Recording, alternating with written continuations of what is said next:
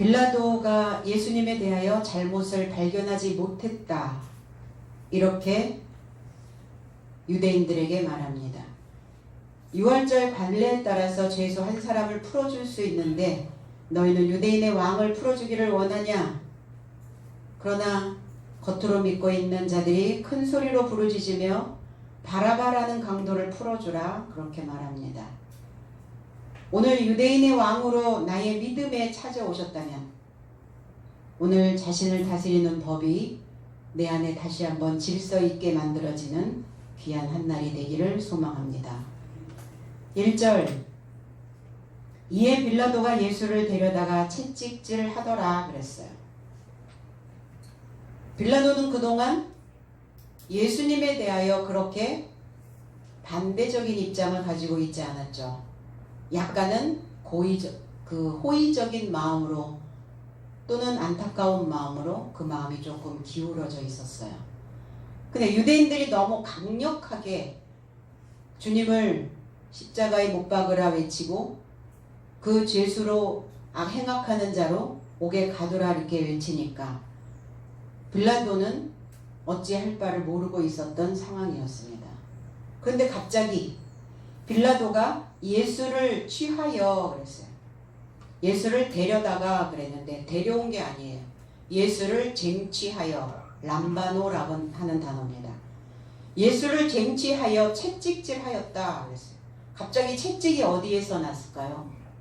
채찍을 어디서 갑자기 만들어 놓았을까? 아니면 이미 보관되어져 있고 간수되어져 있었던 채찍이었을까요?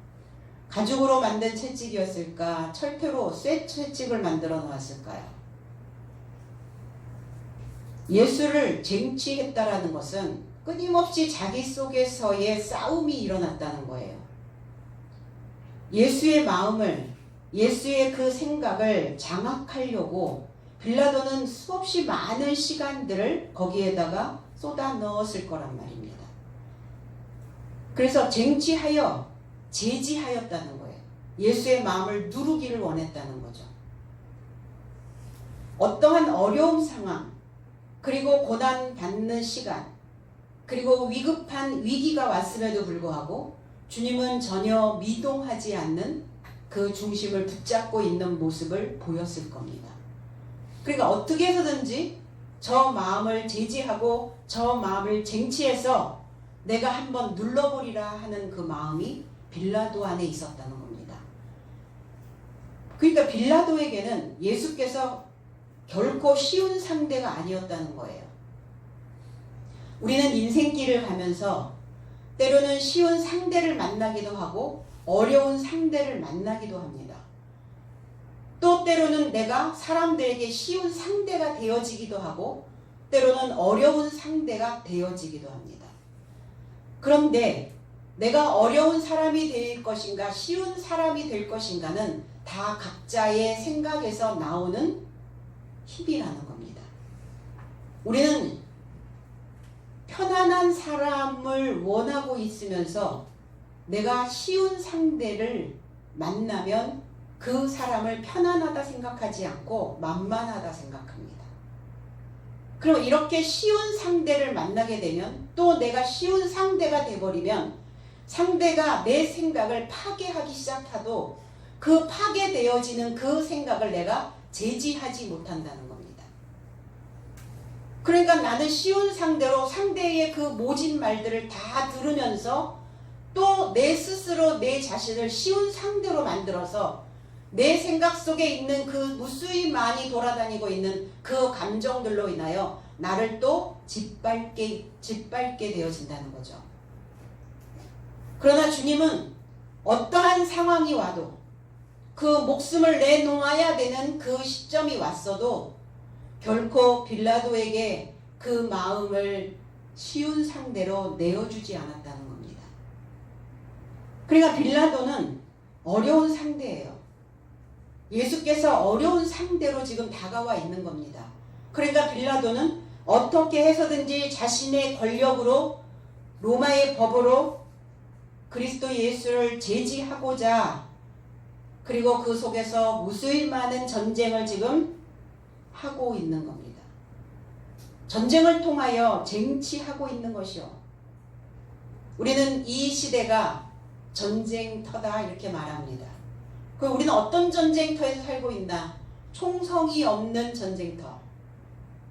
총과 대포가 소리를 내는 전쟁터가 아닌 총성이 없는 대포 소리가 나지 아니하는 그 전쟁터에 살고 있다는 겁니다. 고린도전서 3장 14절로 15절에 만일 누구든지 그 위에 세운 공적이 그대로 있으면 상을 받고 그랬어요. 상을 받는 게 아니라 상을 쟁취하는 겁니다.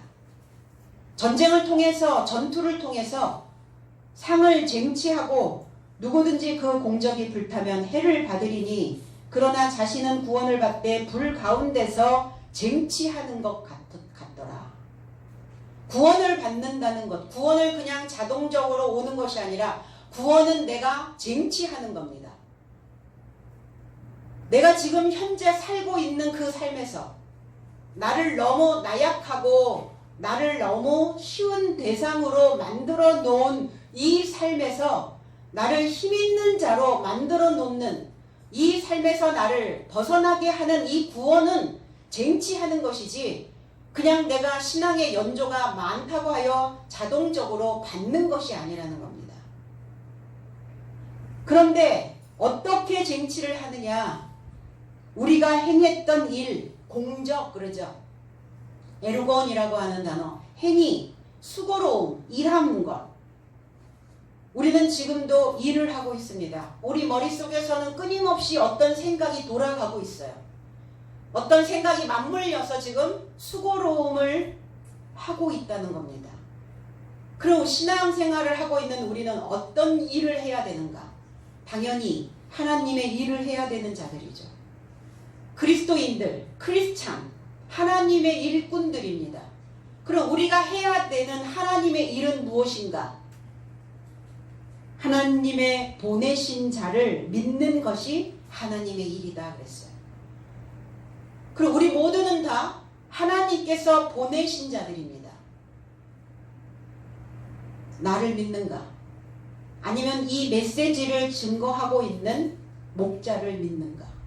믿는 일이에요. 세상은 온통 믿느냐 믿지 않느냐의 그 관계가 이루어지고 있어요. 믿느냐? 얼만큼 믿느냐? 믿느냐? 무엇을 믿느냐?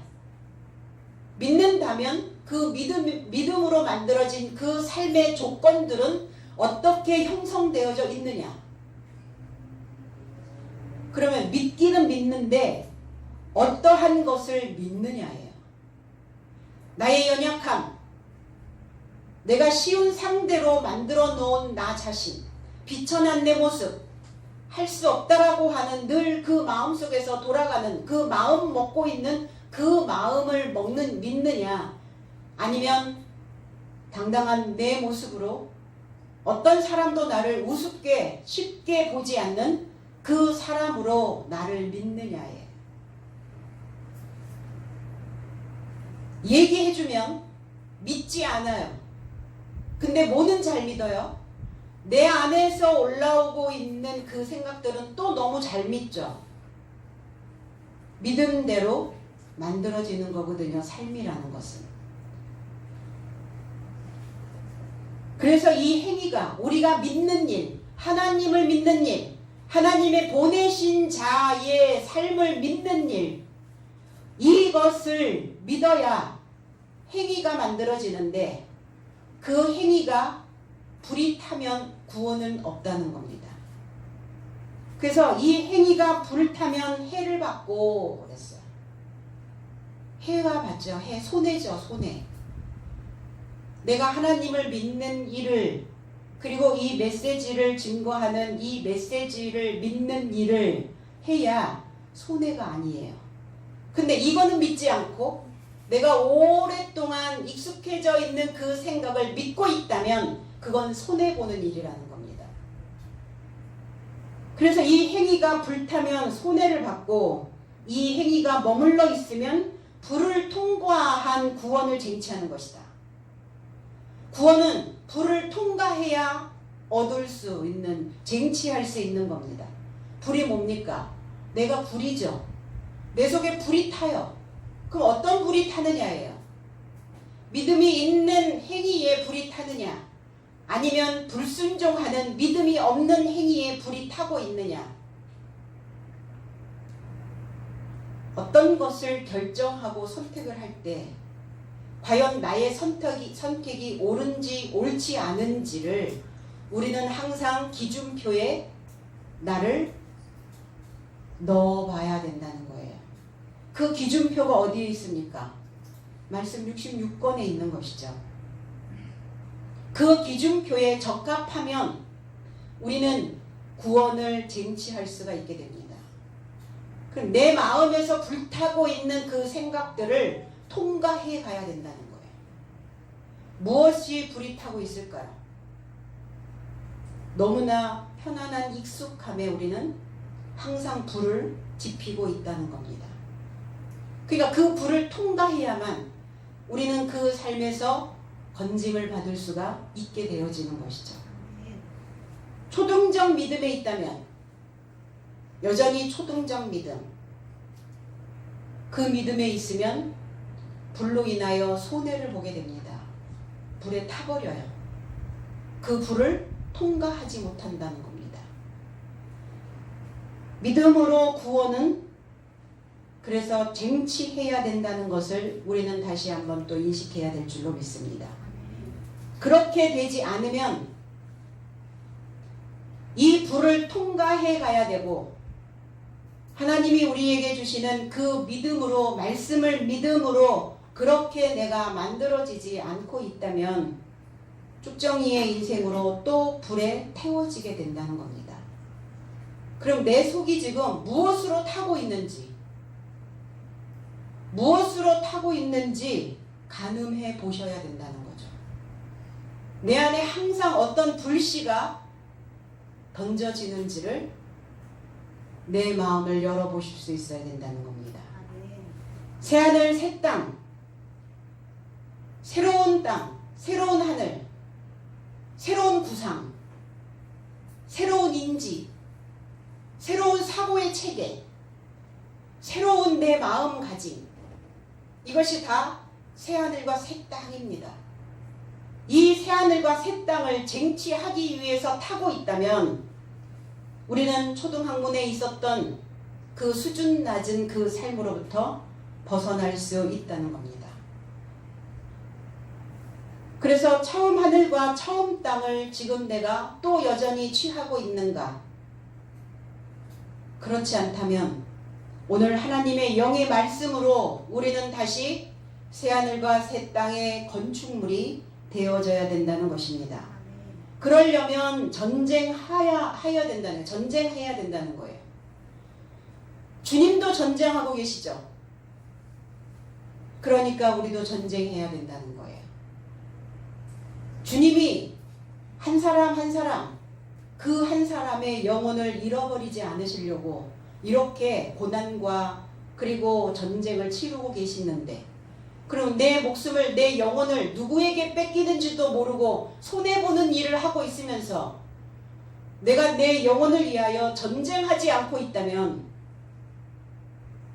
우리의 신앙은, 우리의 믿음은 다시 건축되어질 수 없다라는 겁니다.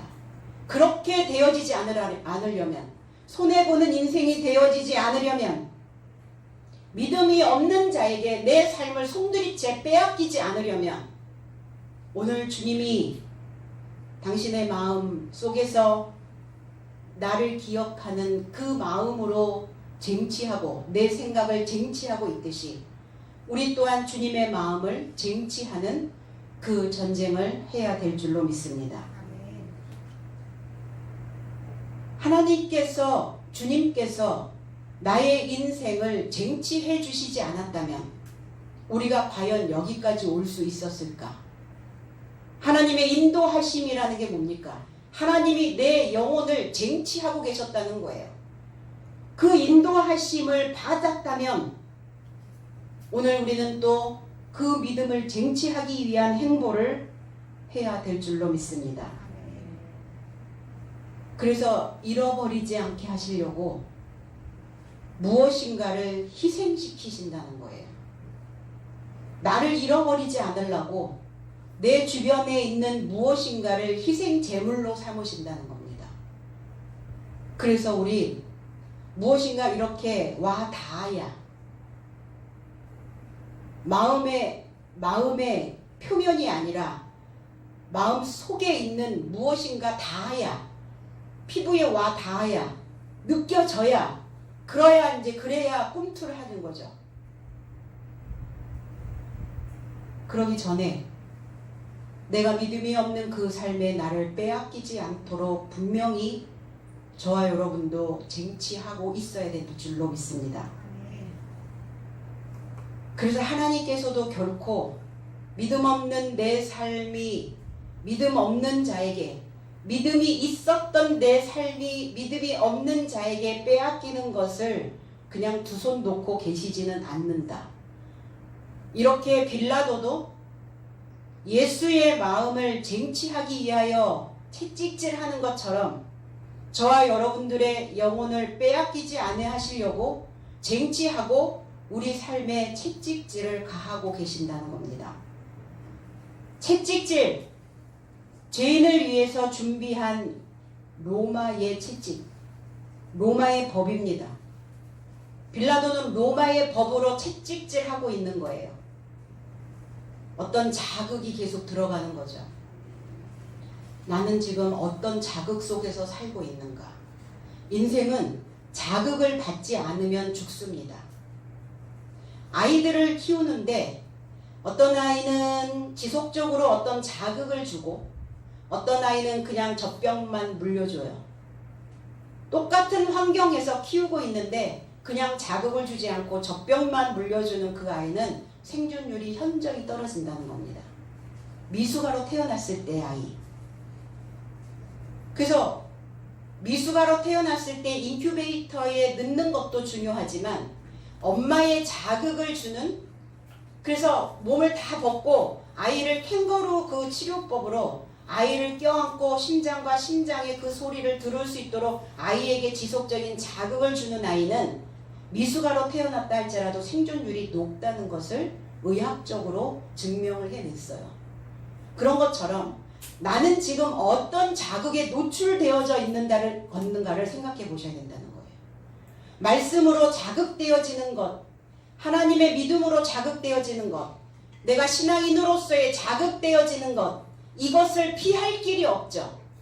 피할 길이 없다면 말씀의 자극을 통해서 내가 다시 내 생각들을 순환시켜야 된다는 겁니다. 그럴 땐 고정이 잘 되죠. 믿음으로 고정이 돼야 되는데.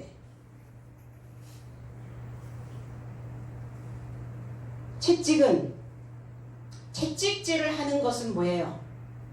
빨리 가게 하려는 의도도 있고 어리석은 자에게 채찍질을 하기도 합니다. 그러니까 저들이 볼 때는 예수께서 가르치는 십자가의 도가 어리석게 보이는 거예요. 이 십자가의 도가 멸망하는 자들에게는 미련하게 보인다고요. 이 믿음 생활을 하고 있는, 이렇게 믿고 있는 우리들이, 믿음이 없는 사람들이 볼 때는 미련해 보인다고요. 그러니까 말로, 혀로 채찍질을 하죠. 자극이 들어옵니다. 그러면 어떤 자극에 우리는 노출시켜야 되는가? 그 믿음이 없는 사람의 혀로 때리는 채찍에 우리는 그렇게 많이 반응할 필요 없어요. 오히려 우리는 내가 하나님의 말씀을 통해서 온전케 되어지는 그 정신을 붙잡고 믿음이 있는 사람이라는 그 말씀의 자극을 받아들이셔야 된다는 겁니다. 그것만이 살 길이에요. 그것만이 회복되는 길입니다. 그것만이 새로운 하늘, 새로운 땅이 되어지는 비결이라는 겁니다. 미련한 그들의 혀가, 미련한 빌라도의 혀가 채찍이 되어서 예수를 치고 있는 겁니다. 히브리어로 가면 도르본이라고 하는 찌르는 채찍이라는 의미를 가지고 있어요. 전도서 12장 11절에 지혜자의 말씀은 찌르는 채찍 같고 회중의 스승의 말씀은 잘 박힌 못 같으니 다 한 목자의 주신 바니라 하고 있어요. 지혜자, 지혜자가 누굽니까? 명철한 자, 총명한 자. 이게 호크마라고 하는 단어를 만들어내는데 이 호크마라고 하는 이 단어는 생명의 물이 굽은 손에 기록되어 설계대로 만들 수 있는 재능. 지금 기록되어지는 이 말씀이 생명의 말씀이 생명의 물이 어디로 흘러들어가는가? 굽은 손에. 우리가 펜을 잡거나 무엇을 쥐고 있는 손은 굽은 손이어야 된다는 거예요. 손이 뻗쳐지면 아무것도 담을 수가 없어요. 우리 어떨 때 손이 뻗쳐지죠? 무책임할 때. 몰라. 안 돼. 하기 싫어. 못하겠어. 그런데 책임감이 생기고 무엇인가를 만들어내고자 하는 손이 다 굽습니다. 굽은 손에 생명의 물이 담겨져서 무엇인가를 하나님의 식양대로 말씀 66권대로 나 자신을 만들어낼 수 있는 재능을 가지고 있는 자를 지혜로운 자라고 말하는 겁니다. 열심히 쓰시잖아요. 열심히 굽은 손에 펜을 잡고 기록하셨잖아요. 그러면 그동안 하나님의 메시지가 기록되어진 것들은 다 한꺼번에 그냥 다 날아가 버렸나요? 다 파일이 다 날아가 버렸어요? 내 안에 바이러스가 들어오면 그동안 굽은 손에 저장되어져 있는 생명의 말씀들이 다 날아가 버립니다. 그럼 어떻게 하셔야 돼요? 포기해요? 다시 기록하셔야죠. 다시 쓰셔야죠. 다시 쓰는 내 인생의 역사를 기록하셔야죠. 과거에 붙잡고 있었던 암흑기의 그 역사를 다시 그쪽으로 돌아갈 수는 없잖아요. 다시 쓰는 내 역사, 굽은 손에 들어오는 새로운 역사가 내 삶 속에 남아 있어야 된다는 겁니다. 지혜로운 자요, 공교한 자요, 명철한 자라는 겁니다. 공교하다라는 것은 뭐냐? 머리를 짜내는 거예요. 머리를 짜야죠. 머리에서 뭐가 그냥 술술술 나옵니까? 학자들이라고 하여 머리에서 술술술 그 학식이 나오는 게 아닙니다. 머리에 들어간 게 많다 할지라도 머리를 짜내지 않으면 안 나와요. 바로 이 말씀으로 울타리 치고 있는 자가 지혜자라는 겁니다. 이 지혜자의 말씀은 지혜자의 말씀으로 정복된 자는 그 지혜자의 말씀으로 내 생각이 질서를 잡고 있는 자는 우리의 언어에는 질서가 있어야 해요. 어떤 사람은 말을 하는데 질서 없이 말하는 사람이 있어요. 무슨 말을 하는지, 핵심이 뭔지 요약된 것들을 하나도 짚어내지 못하고 있는 자들이 있다는 겁니다. 그러면 내 속에서 지금 떠돌아다니고 있는 그 언어의 질서를 잡을 수 있어야 된다는 거예요. 그러려면 틀이 필요해요. 막 흐트러져 있는 내 속에 수없이 수많은 그 생각들이 돌아다니고 있는 그 말들을 틀을 잡으려면 정돈되어지려면 질서를 잡으려면 틀이 만들어져 있어야 되잖아요. 이게 말씀 66권이 틀이에요. 이 틀에다가 내 속에서 돌아다니고 있는 이 언어들을 넣어 보셔야 해요. 내 언어는 질서를 잘 잡고 있는가? 그래서 그 말씀은 지혜자의 말씀은 나를 그 틀에다가 넣는다는 거예요. 말씀이 딱 깔끔하게 질서를 잡아서 이야기를 하게 됩니다. 이리 갔다 저리 갔다 왔다 갔다 오락가락 하지 않아요. 찌르는 채찍 같고 날카롭게 뾰족한 막대기와 같다고요. 우리의 혀가 막대기예요. 찌르는 채찍 같은 겁니다. 회중의 스승의 말씀은 회중 모여있는 자들입니다. 그럼 어떻게 모여있는 자들인가? 학식을 배우고자, 학식을 내놓고자. 그래서 그 학식 있는 자의 모임은, 학식 있는 자의 그 집합체는 스승의 말씀과 같다고요. 우리의 스승, 바알이라고 하는 단어입니다. 주인. 내 주인, 남편이라는 단어예요.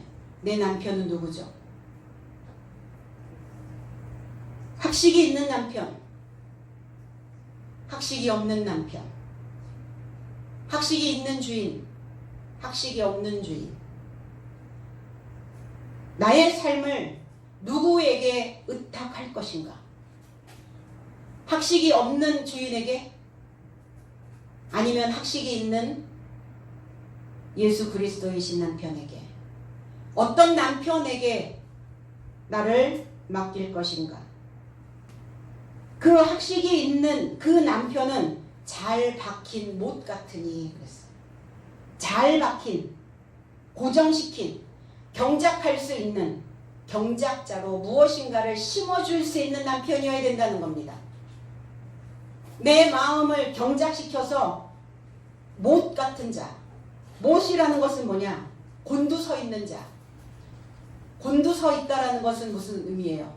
주저앉아 있는 내 삶이 아니라 나를 일으켜 세워줄 수 있는 학식이 있는 남편, 나의 주인, 다 한 목자에 주신 바니라. 통일되어진, 그리고 나를 다스리고 내 생각을 깨뜨려 줄 수 있는 목자, 부지런히 먹거리를 제공해 줄 수 있는, 먹여줄 수 있는 목자, 그 목자에 주신 바니라. 그 목자는 어떤 자냐? 그 남편은 어떤 자여야 되느냐? 그 주인은 어떤 자여야 되느냐? 내 뼈대를 만들어줄 수 있는 자여야 된다는 거예요. 뼈대.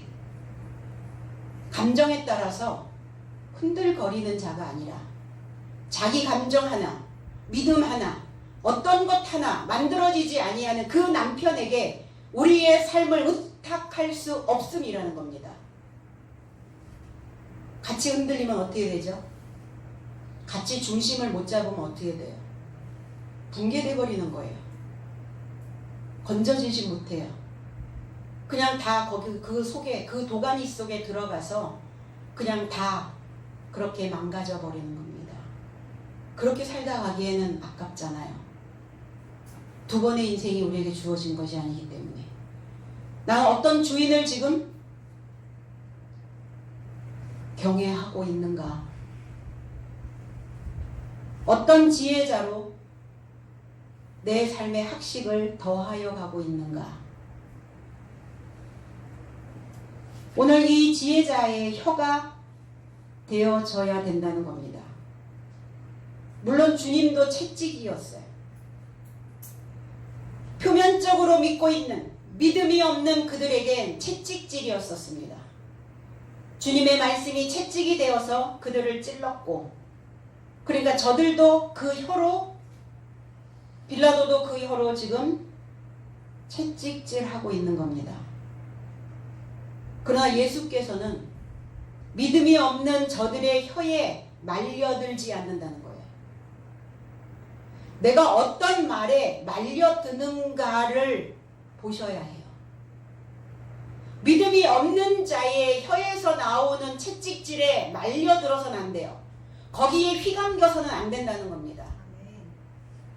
근데 우리는 달달한, 아니면 그냥 보여지는 어떤 거, 표면적으로 보여지는 어떤 거에 우리는 말려 들어가죠. 그가 뱉어내는 그 채찍질에 주님은 말려드시지 않고 오히려 주님의 채찍에 그들을 자극하고 계시는 겁니다. 역할. 나는 나의 어떤 역할을 하고 있는가? 크리스찬들은 어떤 역할을 감행하셔야 돼요. 나는 그저 왔다가 바람처럼 이슬처럼 살다 가는 존재가 아니라는 거예요. 하나님이라는 이름을 안 순간 우리는 그냥 그런 대로 한평생 살다 갈 수는 없다는 겁니다. 분명 어떤 역할이 주어져야 되고 그 역할에 걸맞는 이 지각과 지혜의 그 공교함이 내 삶 속에 깊이 들어와 있어야 된다는 겁니다. 왜요? 나 혼자 사는 세상이 아니잖아요. 나를 바라보는 내 후손들이 있다는 겁니다. 아버지처럼, 엄마처럼 그 역할 그 정도만 하면 되지. 그 역할 훌륭해. 어떤 역할로 어떠한 평점을 받을 것인가. 오늘 스스로 나는 나 자신에게 어떤 채찍질을 하고 있는가? 아니면 상대의 채찍에 휘감겨 거기에 그냥 말려들어 휘둘리고 있지는 아니한가? 생각 또 생각. 내 삶 전체를 송두리째 믿음이 없는 그 자의 혀에 빼앗겨도 괜찮은가? 내 역할은 무엇이어야 하며 나는 살아있는 동안 내 어떤 배경을 만들어 놓아야 할 것인가를 우리는 다시 한번 숙고하셔야 될 줄로 믿습니다. 2절 군병들이 가시로 면류관을 엮고 그의 머리에 씌우고 자색옷을 입히고 그랬어요. 군병들, 군인들, 군병의 삶이 가시로 면류관을 엮어서 머리에 씌우고 예수께 자색옷을 입혔어요. 가시돋친 말 이런 표현들 많이 하죠. 왜 가시가 되었을까? 매달려 있단 말이에요. 매달려 있어. 어디에 매달려 있어요? 목숨에 매달려 있는 거예요. 목구멍에 매달려 있는 거예요. 믿음이 없는 삶에 매달려 있으면 가시가 됩니다. 불신하는 마음, 하나님을 믿지 못하는 것, 말씀을 받아들이지 못하는, 이게 다 매달려 있는 거예요. 그러니까 가시가 되어져 버렸어요. 바짝 말라버렸죠. 에스겔 2장 6절에 인자야 너는 비록 가시와 찔레와 함께 처하며 정갈 가운데 거할지라도 그들을 두려워 말고 그 말을 두려워 말지어다. 그들이 패역한 족속이라도 그 말을 두려워 말며 그 얼굴을 무서워 말지어다.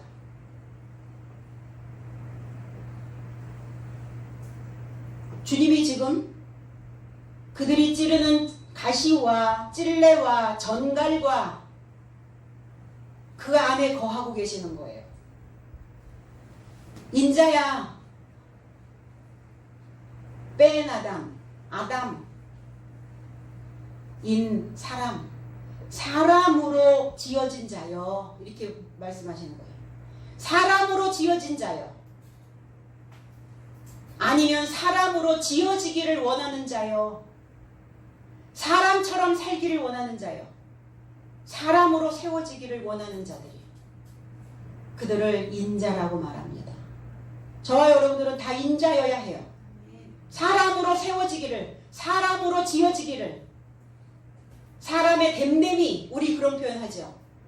저 사람 참 댐댐이가 됐어. 인자예요. 저 사람 참 댐댐이가 안 좋아. 댐댐이가 형편없어.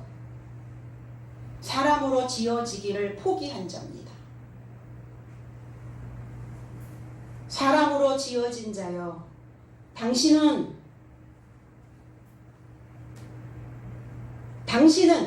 가시와 찔레와 가시돋친 찌르는 엉겅퀴와 같은 그 말이 나를 찌르는 가시와 경멸, 찔레라고 하는 단어는 경멸하고 짓밟다라는 단어를 가지고 있어요. 가시와 찔레, 그거와 함께 처하며 가까이 있으며, 그럼 내 속에 가시와 찔레가 있어요. 나를 찌르고 내 속을 파고드는 경멸하는 소리, 내 속을 파고드는 나를 짓밟는 소리, 그게 밖에서도 들리고 내 속에서도 울림이 돼서 들어오죠. 누군가 야호 했더니 내 속에서 메아리 치는 거죠. 가시와 찔레와 그것이 너와 네 곁에, 너의 가까운 곳에, 그리고 그 전갈이 이 전갈이라고 하는 아크라브라고 하는 이 단어는 전갈은 뭐예요? 독을 가지고 있죠. 쏘죠. 사람을 쏘죠. 독을 쏘죠. 근데 이것도 전갈이라는 단어도 채찍이라는 단어예요. 근데 어떤 채찍이냐면 그냥 이렇게 일자로 펴져 있는 채찍이 아니라 매듭된 채찍이에요. 중간중간을 이렇게 묶습니다. 그러면 어때요? 훨씬 더 강도가 센 자극이 들어오겠죠. 그냥 일자로 된 채찍을 치는 것과 중간중간을 묶은 채찍으로 치는 것과 그 강도가 달라요. 그러니까 이 정갈이라고 하는 단어는 매듭된 채찍. 네 곁에 그 가시와 나를 경멸하는 찔레와 매듭된 채찍으로 매듭되어진 그 채찍으로 내 곁에 거할지라도 그들을 두려워하지 말라고요. 그들, 민이라는 단어인데 아무것도 아닌 그들이 누구냐? 아무것도 아니라는 거예요. 그들은 아무것도 아니야. 하나님 아무것도, 그들 속에 믿음 아무것도, 신앙 아무것도 아닌 자들이에요. 그런데 우리는 아무것도 아닌 그들의 그 찌르는 말에, 쏘는 말에, 독을 퍼붓는 경멸하는 말에 너무나 많이 휘둘린다는 겁니다. 혹여 내 속에서 나를 찌르고 나를 경멸하고 나를 매듭된 채찍으로 끊임없이 나를 때리는 그 생각이 있다 할지라도 두려워하지 말라는 거예요. 겁나게 생각하지 말라는 거예요. 겁먹지 말라는 겁니다. 무시무시하게 생각하지 말라는 겁니다. 두려워하지 말라는 거예요. 그 생각이 있다 할지라도 나는 오늘 여기에 있으니까, 나는 오늘 그래도 하나님의 그 한 줄기 시로라기 같은 그 한 줄기의 빛을 나는 붙잡고 있으니까 아무것도 아닌 그 생각에 무서워할 필요가, 겁낼 필요가 없다는 겁니다. 그들은 패역한 족속이라는 거예요. 패역한 자, 반역하는 자, 거역하는 자, 불순종하는 자, 하나님에 대하여 불순종, 믿음에 대하여 반역하는 자. 그 길로 가라 하면 가면 되는데, 그 생각의 길을 따라서 쭉 가면 되는데, 믿음의 길을, 신앙의 길을, 말씀의 길을 따라가면 되는데 꼭 중간에 내 생각으로 꺾죠. 내 생각으로 턴을 해버린다는 겁니다. 이게 불순종이에요. 이것을 패역하다고 말하는 겁니다. 그 패역한 족속이라도 그 말을 두려워 말며, 겁내하지 말며, 무서워하지 말며 그 얼굴을 무서워 말지어다. 그 얼굴 정면, 자신을 정면으로 보시라는 거예요. 회피하지 마시고요. 내 얼굴이, 내 마음의 이 중심이 어떠한가 정면 승부를 해보시라는 겁니다. 내가 어떤 말에 그리고 어떠한 그 소리에 휘둘리는지 정면 승부해보라는 거예요. 하나님에 대하여 불순종하고 있는 자의 혀가 나를 찌르고 나를 경멸하고 나를 매듭된 채찍으로 친다 할지라도 그들과 정면 승부하시라는 겁니다. 아닌 것처럼 괜찮다고 하시지 말라는 거예요. 일이라도 자신에 대하여 경멸하거나 짓밟거나 무시하는 그러한 채찍이 내 속으로 들어오거든 정면 승부하시기 바랍니다. 그거는 뭐냐? 나를 거는 거예요. 나 자신의 삶을 거는 거예요. 정면 승부하는 것은. 내가 가지고 있는 모든 것들을 동원하여, 어떠한 힘을, 어떠한 에너지를 동원하여 그 잘못된 생각과 막 부딪히는 겁니다. 주님이 지금 유대인들의 그리고 대제사장의 빌라도의 그 강력한 그 힘에 정면 승부를 하시듯이 도망하거나 피하지 마시고 그럼 피하면 어디로 피하실래요? 하늘 아래 살고 있는 우리가 하나님을 피하여 하늘을 피하여 어디를 가실 거예요? 어디로 숨으실 겁니까? 지하 세계로? 지하 세계에 가면은 피할 수 있을까요? 그렇지 않다면 이제 우리는 분명 맞닥뜨려야 된다는 겁니다. 나는 어떤 자로 남겨질 것인가? 나는 어떠한 역할을 해낼 것인가? 무서워하지 말고 위축되시지 말고 무엇이 나를 위협하는가? 어떠한 생각이 나를 위협하고 나를 넘어뜨리고 있는가? 그 생각과 대면하셔야 된다는 겁니다. 그 가시 면류관 이마에 장식하는 거죠. 화관입니다. 스테바노스, 스테반 집사, 면류관이라는 단어예요. 데살로니가전서 2장 19절에 우리의 소망이나 기쁨이나 자랑의 면류관이 무엇이냐? 그의 강림하실 때에 우리 주 예수 앞에 너희가 아니냐 그랬어요. 우리가 그리스도 예수의 면류관이라고요. 저와 여러분들이 하나님의 면류관이라고요. 그 면류관은 어떤 자들에게 씌워줍니까? 승리한 자들에게 면류관을 씌워줍니다. 영광과 명예를 그 영화로운 삶을 받는 자들에게 면류관이 씌워집니다. 머리에 그리스도 예수의 강림이 아니라 임재 안에서 그의 면전에 우리가 하나님의 면류관이 되어지려면 그러면 하나님의 말씀을 받을 때 사람의 말로 영접하지 않고 하나님의 말씀으로 영접하는 자들이 그리스도에게는 하나님에게는 면류관이 된다는 겁니다. 사람의 말이 아니라 하나님의 말로 하나님을 만났어 이런 간증들을 많이 하시죠. 내가 하나님을 만났어. 천국과 지옥을 갔다 왔어. 자기 생각 속에 있는 천국과 지옥이죠.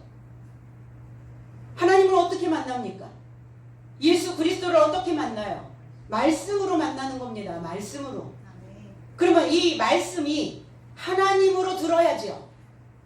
이 말씀을 하나님으로 들어야 되는데 내 안에 들어오면 자꾸 내 생각으로 굴절이 돼버려요.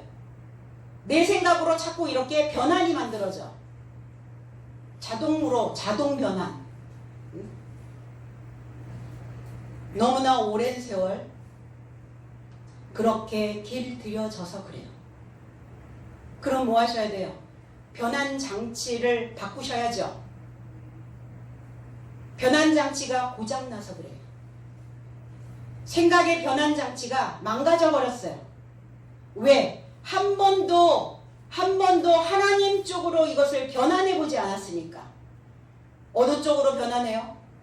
오른쪽으로, 옳은 삶으로, 나를 양육할 수 있는 삶으로 변환하셔야죠. 그런데 자꾸 반대로 돌리네. 반대로. 거꾸로 가고 있어요. 거꾸로. 요즘 우산도 거꾸로 우산이 있더라고요. 거꾸로 우산. 이렇게 위로 올라가야 되는데 이렇게 들어갔어요.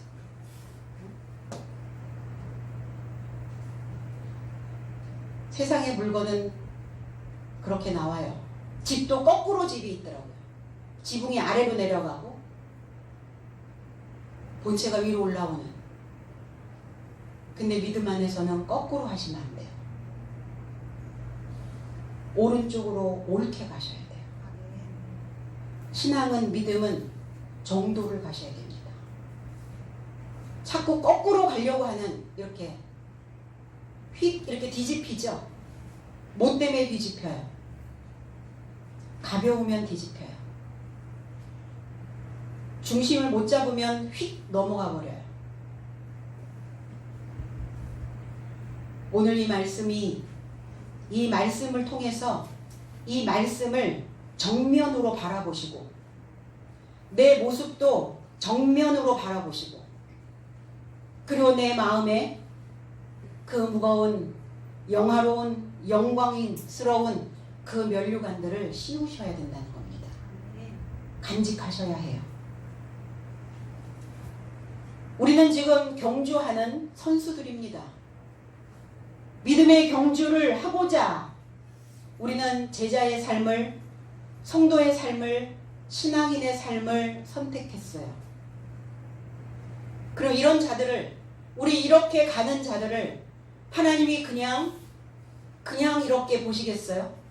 관리 안 하실 것 같아요? 하나님 관리하십니다. 내 자녀를 그냥 어떻게 하든 자기네들이 하고 싶은 대로 그냥 내버려 두는 부모 있으세요? 자기 인생이라며 자기가 어떻게 살든 참관하지 말라고 그런다고 관여 안 하나요? 관여하잖아요. 참견하시잖아요. 지금 딱 요 시점이 하나님께서 참견하시는 시점이에요. 왜? 절반 왔잖아요. 전반전 끝났잖아요. 전반전 망했어. 전반전 졌어. 괜찮죠? 선수는 후반전. 이제 후반전을 가시면 됩니다. 내가 만들어 놓은 그 스타디온에서, 내가 만들어 놓은 그 운동장에서 이제 다시 후반전을 뛸 체력을, 기력을, 그 힘을 모으셔야 된다는 겁니다. 그러니까 엉뚱한 데 자꾸 뺏기지 마시고, 잘못된 생각에 자꾸 그 생각들을 소진하지 마시고, 주님께서 우리를, 나의 삶을 응원하고 계신다는 것을 소망으로 붙잡으시면 좋겠습니다. 썩지 않는 면류관이 되고자 우리는 믿음의 좋은 싸움을 하는 그 군사로 우리의 삶이 달려가야 될 줄로 믿습니다. 그 면류관을 씌웠어요. 머리에 이렇게 씌워준 게 아니라 빌라도의 생각, 유대 병정들의, 그 군병들의 그 많은 소리, 군대, 군병, 많은 집합체들이죠. 많은 생각들이 내게 부과되어졌다고요. 그리스도께 부과되어졌다고. 많은 생각으로 고정시켜버렸다고요. 고정시키기를 원했죠. 부과시켰다고요. 그리고 자색옷을, 자색, 포르피루스라는 단어예요. 여기에서 조개라고 하는 단어도 만들어집니다. 자주색. 제사장들의 에봇이었고 왕들이 입는 옷이었어요. 근데 조개 껍질에서 이 염료를 추출을 한답니다. 곱게 가루를 내가지고, 그래서 그 자색, 그 염료를, 자색의 옷을 입는 자들은 부유한 자들이에요. 어떤 부자가 있었는데 자색 옷을 입고 호화로이, 사치로이 생활했다고요. 사도행전 16장 14절에 두아디라 성의 자주장사로서 하나님을 공경하는 루디아라 하는 한 여자가 들었는데 주께서 그 마음을 열어 바울의 말을 청종하게 하신지라. 그 루디아가 뭡니까? 자주색 옷감을 파는 옷장사입니까? 옷장사가 아니라 제사장이라고요. 여사제였다고요. 자주색 옷감을 만들어내는, 자줏빛을 만들어내는, 우리는 다 자줏빛으로 물들어 있어야 된다는 겁니다. 자줏빛은 어디에서 만들어지는가? 조개에서도 만들어지지만 뽕나무에서도 만들어져요. 뽕나무의 열매가 뭡니까? 오디죠, 오디. 이파리는 누에들이 다 먹고, 오디라고 하는 열매는 우리가 먹고, 그럼 오디에서 그 자주색 옷감, 그 염료들을 또 만들어낼 수 있어요. 그럼 뽕나무는 뭡니까? 삭개오가 올라갔던 뽕나무, 무화과나무. 만남입니다. 만남.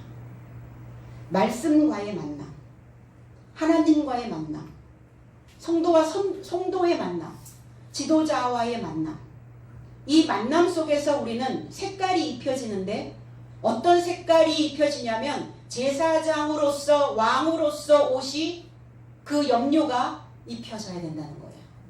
제사장은 어떤 자입니까? 말씀을 대언하는 자예요. 나에게 들려주는 자입니다. 말씀을 다른 사람에게도 물론 대언을 하지만 내 안에서 하나님을 향하여 불순종하는 생각들이 있거든 그 대언해주는 제사장의 역할을 스스로 하실 수 있어야 된다는 거예요. 그리고 왕입니다. 통치자, 다스리는 자, 나를 다스릴 수 있는 자, 그러한 자들이 입는 자줏빛, 자색 옷을 입혔어요. 왕들이 입었던 만남을 통해서 우리는 신앙의 만남을 통해서 풀어진 말씀을 통해서 우리는 이제 자주색으로 물들어가는 겁니다. 희생을 통해서 생산되어지는 거예요. 두아디라라고 하는 의미는 희생이라는 의미를 가지고 있고 루디아라는 의미는 생산하다라는 의미를 가지고 있어요. 희생을 통한 생산. 희생은 뭡니까? 하나님께 나를 드리는 거예요. 내 모든 삶을 다 드리는 겁니다. 내 마음을 담는 거예요. 하나님의 마음을 내 안에 담아두는 거예요. 이걸 희생이라고 얘기해요. 하나님께 드리는 이 희생이 자줏빛을 생산하게 되어진다는 겁니다. 나는 지금 어떤 색깔의 옷을 입고 있는가? 하나님의 지식으로 부유해진, 하나님의 지식으로 기름진, 그러면 기름진, 부유해진 그 자줏빛을 입으려면 쟁취하셔야 된다. 싸우셔야죠. 그렇지 않으면 늘 같은 색깔의 옷을 입고 삶은 늘어지게 되어 있어요.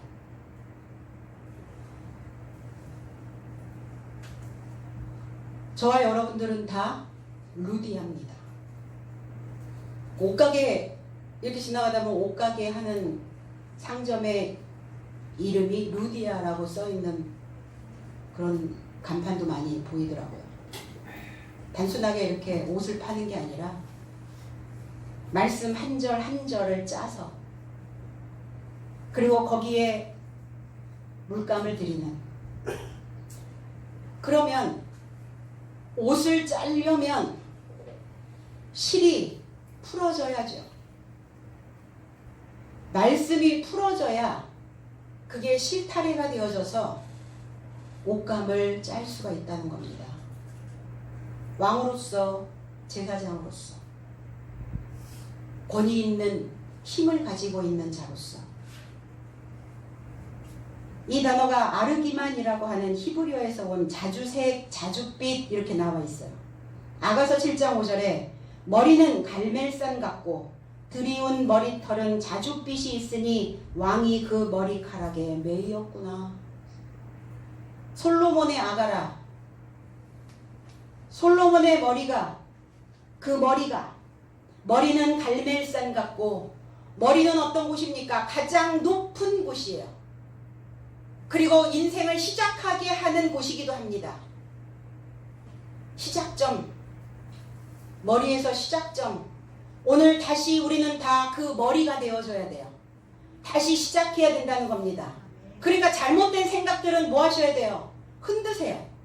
흔들어 버리세요. 그래서 머리는 흔들다라는 의미도 가지고 있어요. 흔들어서 다 버리면 새로운 시작이 만들어질 겁니다. 그 머리는 갈멜산 같고, 이 카르멜이라고 하는 이 단어가 기름진 밭, 살찐 땅이라는 의미를 가지고 있어요. 갈멜산의 결투, 그 아합과 엘리야가 결투를 했던 곳이 갈멜산이기도 합니다. 그러니까 결투를 해서 나의 이 머리카락이, 이 머리가 갈멜 같아야 된다고요. 살쪄야 되고 기름져야 된다는 겁니다. 하늘의 지식으로, 높은 지식으로 풍성해 있어야 된다는 겁니다. 그 드리운 머리털은 드리웠다 풀어진 실과 같은 이 머리카락이 풀어져야죠. 다 엉켜 있으면 어때요? 짤 수 없죠. 새로운 것들을 엮을 수가 없어요. 생각이 다 엉켜버렸어. 이렇게 표현이 되죠. 머리가 너무 복잡해. 왜 복잡해요? 기름지지 않았으니까. 머리도 바짝 말라버리잖아요. 잘 엉켜요. 그래서 우리가 린스도 하고, 린스를 하는 이유는 뭐예요? 거기다 기름을 먹이는 거예요. 잘 매끄럽게 풀어주려고. 풀어진 실과 같은 그 드리운 머리털이 자줏빛이 있으니 그 왕이 보좌에 오른 자가 통치하고 있는 자가 그 머리카락에 매이었구나. 그 머리카락에 풀려진 그 머리카락이 평행선을 이루고 있다고요. 여기저기 군데군데 얽혀 있으면 머리카락이 매끄럽게 평행이 될 수가 없죠. 그러니까 머리는 너무 복잡하게 막 이렇게 쥐어짜지 마시고 그냥 평행이 될 수 있도록 그 머리에 매인다고요. 거기에 그 머리에서 나오는 그 생각으로 멍에를 맨다고. 왕들은 명예를 맨다는 건 뭐예요? 나를 달아보는 거예요. 나를 매달아보는 겁니다. 과연 평행을 이루고 있는지 우리의 머리가, 그 신부의 머리가 기름진 밭이 되어서 풀어진 실로 자주색을 만드니 왕으로 다스리고 하늘과 땅이 평행선을 이루어 내 삶이 균등해지고 나의 믿음을 저울에 매달았을 때 부족함이 없는 자가 되어지는 겁니다. 자줏빛으로. 3절 앞에 와서 가로되 유대인의 왕이여 평안할지어다 하며 손바닥으로 때리더라. 평안할지어다가 아니에요. 카라라고 하는 단어예요. 평화라고 하는 단어는 에이레네라는 단어인데 전혀 다른 단어예요. 카라라고 하는 단어는 기뻐하라라는 단어예요. 기뻐하라. 축하한다. 행복하냐? 그러니까 이 말이 뭐예요? 유대인의 왕이여 기뻐하라. 비아냥거리는 거죠. 조롱하고 있는 거죠. 행복하냐? 행복해? 이렇게 얘기하는 거죠. 축하한다. 축하해. 왜? 유대인의 왕으로 불러줬으니까. 네가 원했던 게 유대인의 왕 아니었더냐? 그러니까 유대인의 왕으로. 로마서 12장 12절에는 소망으로 기뻐하며 환난으로 인내하며 기도로 끈기 있게 하라 그랬어요. 소망으로 기뻐하고 환난이 오면 인내하시고 그리고 기도를 놓치지 마시고 기도를 끈질기게 끈기 있게 하시라고요. 사랑받는 성도의 모습이죠. 사랑받는 하나님의 자녀의 모습이기도 합니다. 평안할지어다.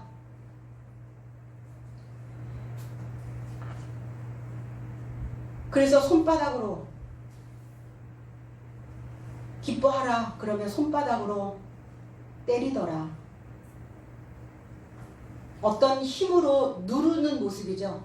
손바닥으로 이렇게 누르는 모습. 힘을 거기다가 때리더라 라고 하는 단어가 디돔이라는 단어예요. 힘을 갖다 놓다, 주다, 관리하다. 너무 비참하잖아요. 주님을 너무 이렇게 비참하게 만들 필요가 없어요. 근데 우리는 자꾸 이 해석을 주님을 모진 고통 속에, 모진 고난 속에 이렇게 조롱을 당하고 그들이 손바닥으로 뺨을 때리고 이렇게 자꾸 우리는 상상을 하게 되죠. 너무나 측은지심으로만 자꾸 이렇게 해석을 하는데 그게 아니라 그들의 힘으로 주님을 누르고 있는 모습이라는 겁니다. 아니 아무 힘도 없이 그냥 맞는 부모가 좋아 보여요? 응? 어처구니 없이 그냥 자꾸 당하고 매맞고 이런 모습을 보는 자녀가 행복한가요? 좋은가요? 그렇진 않잖아요. 힘 있는 부모이기를 원하잖아요. 그래서 주님을 때리고 맞고 맞는데도 가만히 있고 왼뺨 치면 오른뺨 돌려대고 이게 아니라 힘으로 누르고 있는 어떤 힘에 의하여 주님을 누르고 있는 모습들이라는 겁니다. 우리도 어떤 힘에 의하여 압력, 압박을 당할 때가 있죠. 그럼 어떤 힘이 나를 누르고 있는가? 어떤 힘에 우리는 무너질 것인가? 그 힘에 의하여 내가 떨어질 것인가? 내가 그동안 신앙생활 해오면서 수십 년 동안 만들어 놓은 믿음의 공든탑에서 떨어지면 안 된다는 겁니다. 그러니까 뭐 하셔야 돼요? 어떤 힘이 나를 누르고 있는지 관리하시라고요. 어떤 힘을 나에게 어떤 것으로 나를 자꾸 압박하고 나를 자꾸 누르고 있는지, 어떤 손이 내 마음을 누르고 있는지를 관찰하셔야 된다고요. 4절 빌라도가 다시 밖에 나가 말하되 보라 이 사람을 데리고 너희에게 나아오니 이는 내가 그에게서 아무 죄도 찾지 못한 것을 너희로 알게 하려 함이로다 하더라. 빌라도는 또 이야기합니다. 다시 밖에 나가 저의 삶에게 말하되 보라 내가 그 안에서 아무런 원인도 아무런 잘못도 발견하지 못했다. 너의 삶이 너희들이 알게 하려고 그를 데리고 너희에게로 나왔다 이랬어요. 다시 밖에 나가 이랬어요. 다시 한번 내가 얘기하는데 어떤 잘못도 발견하지 않았어. 다시 한번 그러니까 뭐라 그러는 거 다시 한번 생각해봐. 너희들이 말하고 있는 이 예수를 십자가에 못 박을 것인지 다시 한번 생각해보기. 어디에서? 지금 여기에서. 다시 한번 생각해야 알아차릴 수 있어요. 그냥 훅 올라오는 생각으로 자꾸 일 저지르지 마시고 다시 한번 생각해 보세요. 말씀과 접촉해야 다시 한번 내 인생에 대하여 생각해 볼 수가 있다는 겁니다. 내 인생을 다시 한번 생각해야죠. 다시 새롭게 믿으려면 나를 다시 생각하려면 뭐 하셔야 돼요? 언어 표현이 바뀌어야죠. 언어를 표현하는 그 표현이 바뀌어야 된다고요. 바뀐 언어로 다시 생각해 봐야 그래야 내 삶이 하나님을 향한 삶이 될 수 있다는 겁니다. 빌라도는 유대인의 삶을 향해 다시 한번 생각해 보라고 말합니다. 예수님이 아무 잘못도 찾지 못했고 그러니까 여전히 지금 우유부단한 빌라도는 판결을 내리지 못하고 있는 거예요. 잘못된 것임에도 불구하고 다수가 움직이면 내 혼자서 아무리 아니라고 그렇게 외쳐도 그냥 지나가게 돼버리죠. 혼자서 아니라 할 수 없다는 겁니다. 아니라고 주님은 외치고 있어도 그리고 빌라도가 지금 아닌 것을 아닌 것이라고 말하고 있어도 다시 한번 생각해보라고 말하고 있어도 그 다수가 많은 사람들이 그렇지 않다라고 막 얘기하니까 넘어가고 있는 거예요. 아닌 것은 아니라 할 수 있어야 된다고요. 지루한 인생, 지루한 종교인의 모습입니다. 누구도 읽으려고 하지 아니하는 우리 읽기 싫은 책들은 어떻게 하죠? 빨리 넘기죠. 읽고 싶은 구절들은 어떻죠? 메모해가면서 기록해 놓죠. 그러니까 지루한 인생들은 뭐예요? 누구도 읽으려고 하지 아니하는 빠르게 넘겨진 어느 책의 한 페이지처럼 지루하고 지겨운 신앙생활을 하고 있는 자의 모습이라는 겁니다. 그렇지 아니한가? 내 삶은 그렇지 아니한가? 다시 한번 생각해 보시라고요. 우리가 신앙생활을 하는 목적은 무엇인가? 알아가는 거예요. 나를 알아가는 겁니다. 내가 주로 하는 생각, 주로 쓰는 언어, 주로 하는 행동, 그리고 나는 나의 한계를 어디에다가 두고 있는가. 이 모든 것을 알아보고 우리의 사고체계, 우리가 생각하고 있는 그 체계를 재검토하고, 그래서 잘못 지금 내가 알고 있다면 우리는 우리의 인지를 다시 설계해야 된다는 것입니다. 그리하여야 최후의 날에 우리의 삶이 명확하고 구체적인 믿음으로 내가 달고 다니는 잘못된 꼬리표를 띄워버릴 수 있다는 겁니다. 여전히 잘못된 꼬리표를 달고 있으면서 그 삶으로 맴맴 돌고 있지는 아니한가. 최후의 날이 어떤 날입니까? 일곱째 날에 우리가 죽는 그날이 최후의 날이 아니라 우리가 믿고 있는 이 믿음의 파국을 예방해야 된다는 것입니다. 그러려면 지금 여기에서 나의 신앙에 대하여, 내가 믿는 것에 대하여 순양적 접근을 시도해 보셔야 될 줄로 믿습니다. 순양적인 접근이라는 것은 내가 생각하는 사고, 내가 하는 행동, 이것들을 확인하고 모니터해서 나 자신을 가르치고 변화할 수 있도록 수정하는 것, 이것을 순양적이다 이렇게 말합니다. 보라 이렇게 해서 깨달아라. 깨달아서 내 속을 정돈하고 개혁할 수 있는 시간이 앞당겨질 수 있도록 우리는 다시 골똘하게 듣는 그 믿음이, 그리고 다시 한번 내 삶을, 내 믿음을 다시 한번 생각할 수 있는 그러한 제자들이 되어지기를 주님의 이름으로 축복합니다. 기도하겠습니다.